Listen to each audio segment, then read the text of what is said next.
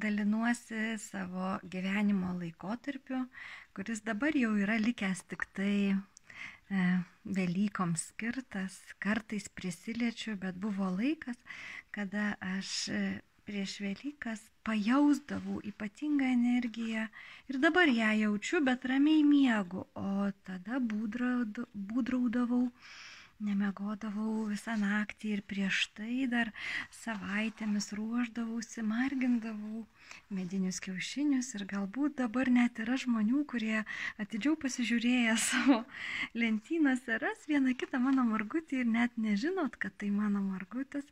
Taigi šiandien sveikinu visus su Velykomis.